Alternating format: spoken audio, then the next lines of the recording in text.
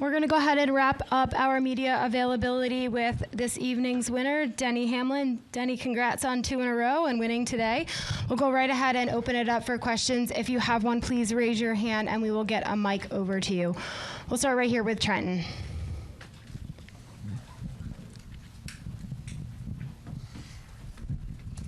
Trent Warsham, frontstretch.com. Denny, congrats on the win. I talked to Chase Briscoe after the race, and he said that he was racing you hard, but he wasn't going to wreck a teammate for that win, and he wanted to race you with respect. Anyone else, he said he might have been more aggressive with to get that win, but what does it say about him as a teammate and that hard battle between you guys that was clean but also fair and aggressive at the same time?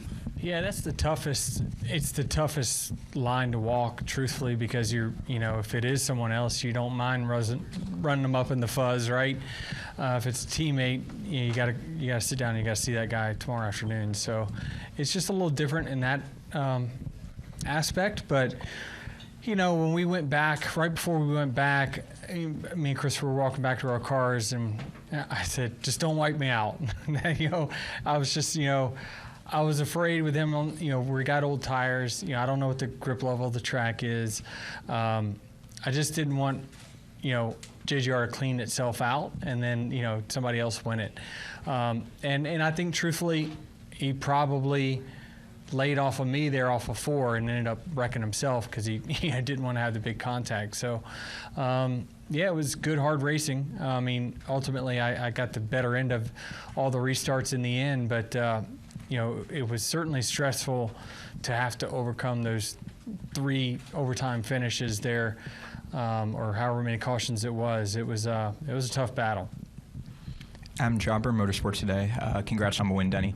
So this is already your series-leading 4th win of the season, and there's still 15 races left to go. This is already the most wins you've had in a single season since 2020 now. So I'm wondering, what does this say about your level of competitiveness, and performance in general at this point in your career? I love it. I just love that I'm able to still do it at a high level. Every morning when I wake up, I'm just hoping I still got what I had yesterday, and so you just never know when you get to this age, right? And I don't know, last night I was looking at the TV, it was a little fuzzy. I think I was just tired. I was like, oh man, I'm not losing my eyesight, am I? So it's just, I get paranoid about little things, that might hamper my ability to do things at a high level at my job.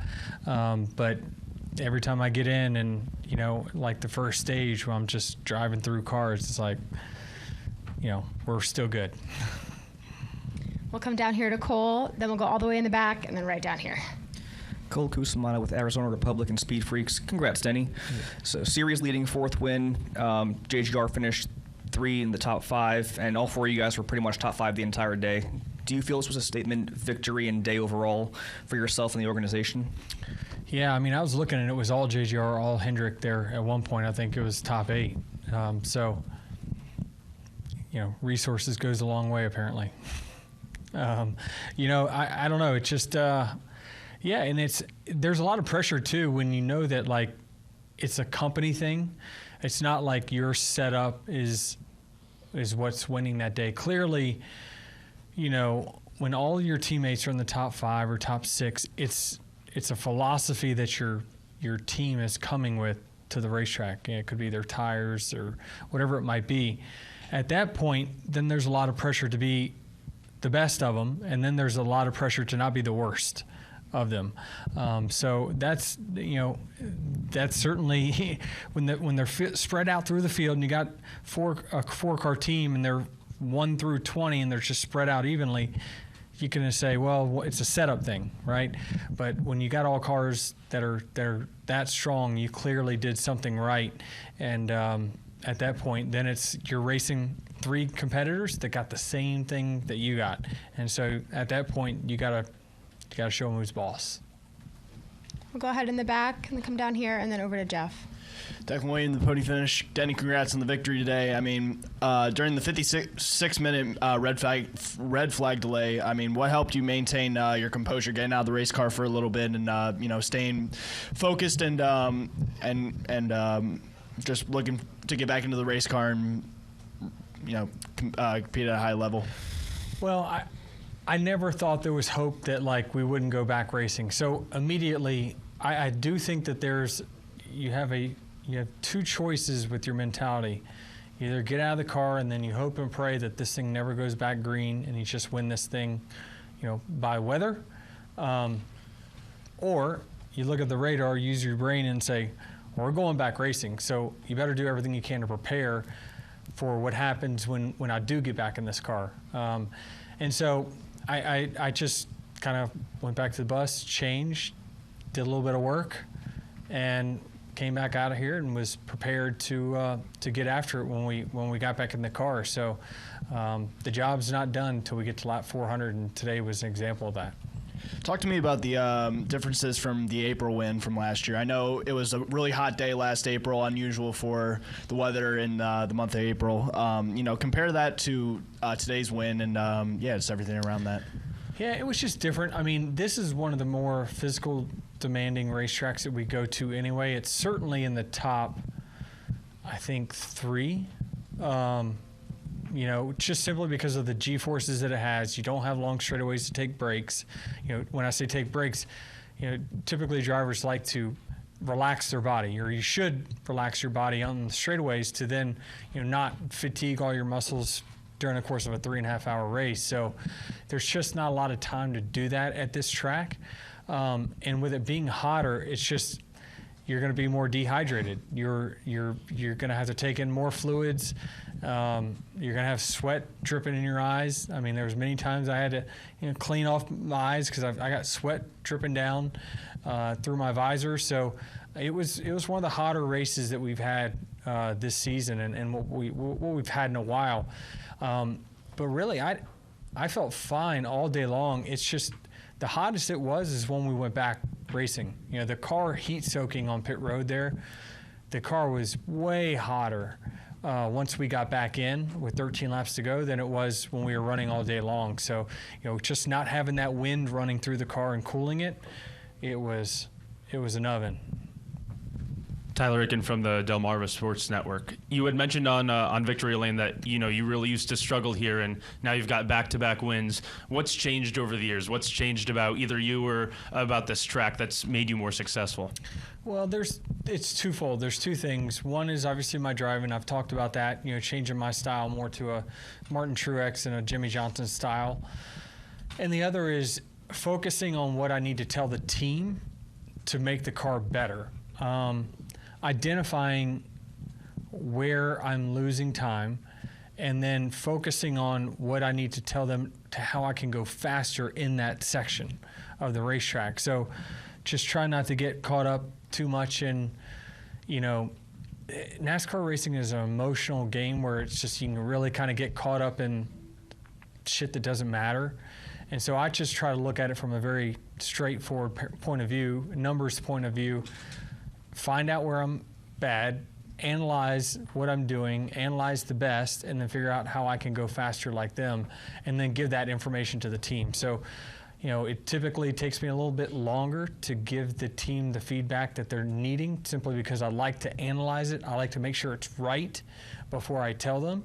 But it's just changing my mentality on that process and how I'm doing it. We'll go to Jeff, then Tim, and Davey, and then we'll wrap right here in the middle. It's weird because I feel like even though you're now the season wins leader and you're fourth in points and whatever, I don't even think you talk about it on your podcast. Like, nobody really mentions you in championships this year. Am I wrong? Like, it doesn't come up that much. Is that because this is such a tired topic and it just has never happened? And everybody goes, oh, something's going to happen to it. Sure. So you're a little bit overlooked or something? Yeah. Could be a championship. This could Yeah. be Yeah, maybe. Yeah, maybe. I mean, it's just going to come down to one race, or it's going to come down to, when we get into the final 8, which I expect to. That's what our minimum expectations are every year. It's, do you not have trouble that takes you out of being in the Final 4? So it's just, that's why I think the regular season championship is like really high. I hold it in super high regard because it's 26 races, and there's not eliminations, and there aren't not any of that other stuff, right? And when you look at the standings, Chase has gone overlooked. He's just been really consistent. There's guys at the top that's stubbed their toe. He hasn't. But you can't deny that when you look at the racetrack out there today, we were all running like 1 through 5, right? So it's not an accident that the same 5 guys are running up front every single week. It's just a matter of, can those 5 guys make it through this type of format and playoffs? I mean, we couldn't even make it out of a 32nd seed in a bracket. So, I mean, it's a tough format to when it comes down to, when you shorten your seasons into 3 races, freaking anything can happen. That's why people try not to, and I try not to just, we're going to do it this year. If we do, we do. We don't, we don't. I care about wins. Trust me, I want more trophies, more trophies, more trophies. When I'm done, I want to be in that top 10 of all-time winners. That will mean more than any other accomplishment I could have. Tim Moore, Motorsports Day. Congrats on the win, Denny. There was a lot of talk on the broadcast when you guys came back from the red flag. I just want to know from your side, when was it made apparent to you that you guys were going to stop on the apron coming out of pit road? And do you agree, at least with Call for NASCAR, while they're drying pit lane, to have you guys sitting there with the yellow flag? Yeah, they didn't want to run off caution laps, which is very understandable. I mean, we had fans out here who were obviously very enthusiastic when they saw the sun come out, which I love that enthusiasm from our fan base. They wanted to give them all the racing they could at the end of that race. And so we knew, and they told us beforehand, before we even got in the cars, that here's the process. We're going to get in, we're going to pull out. They need to dry the first half of pit road, then we'll be ready to go. So they were very transparent in all that, and I think they did a good job executing it all. Go ahead, Davey. Davey Siegel with SiriusXM. Denny, this is another W for the Captain Chaos category type of things. You say all the time, and it's apparent, that you do thrive in chaos. And even though on the surface, everything bubbling up like this for normal people, it should have the opposite effect that it's having on you. Time after time, you come through, you deliver. Why? How? Like everybody else, it should go the other way, but for you, this keeps happening. Can you explain as to why this is the case? I'm just so highly competitive. I mean, that's the only way I can explain it, is that I just don't know if there's, anyone on the face of the earth that is more competitive than I am. I mean, I'm sure there is. I just don't know them. And so I just feel like when I'm tested, I'm going to give you a little more. And when you doubt me, I'm going to give you a little more. Like, I just feel as though I thrive in game time moments. Like, finishing off races like this. Like, that's, when I think about it and I go home, that's going to be like a pound your chest moment. It's like, they had 3 shots at me and they couldn't do it. They had fresher tires, couldn't do it. And so it's just very gratifying, and I hype myself up in that process. And while I'm in the game, I'm out there not thinking about, how are we going to lose this? I'm sure there'll be another caution. I think there was. We were going into turn 3, about to take the white. There was another caution. I'm not thinking about, oh, dang it. Well, shoot, we're going to end up blowing this race. I'm not. I'm waiting on who's next. Who am I going to beat next? And so I just think a lot of it's just mentality. And it's just anyone that knows me, anyone that plays golf with me or pickleball or basketball or whatever, or races against me, knows that is my intensity level. And when I'm tested or I have distractions, you're just going to get a little more out of me. Go ahead. Peter Strada, TSJ Sports. Obviously, Denny, there were just no on-track activity yesterday, but you were still part of the Xfinity broadcast in the booth. How much of an advantage for today was having the bird's eye view of yesterday's race? Yeah, that was fun. I mean, I hadn't done it in a few years, and did I learn anything from yesterday? I don't think so. I typically truthfully, I probably would learn more if I was able to sit in my bus and just concentrate on what I'm looking at, you know, and I've got lap times that are sitting right there so I can study that. But in the booth, you're like, okay, who's talking next? And like, hey, you know, they're in their ear. Okay, after this, we got to go to that. And like, so kind of, it's a little bit distracting. So I don't know that it's a big advantage to doing it, but I certainly did enjoy it. We'll take one last question here with Derek. Yeah, Denny, when you look at next week in Brickyard 400, just what are your thoughts on that track? And is that something you look forward to each year? I don't think I've ever wanted to go back-to-back so bad. I mean, just that's a track that I've just come so freaking close to winning, and I just want to cross off all the major racetracks on our schedule. It's going to be hard. I mean, we're going to have to qualify well. There's just so many things that's going to have to go really well for us to win that race. It's not like, you know, any other conventional track where you got speed, you're just going to go through the pack. It's just not that type of racetrack. But the history of it is unlike any other. I mean, even when you're driving it, you feel like you're at a historic racetrack. So highly, highly, highly motivated.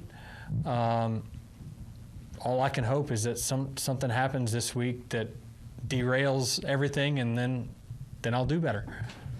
All right, Denny, thanks for your time. Congratulations on the win. Maybe it'll come from them.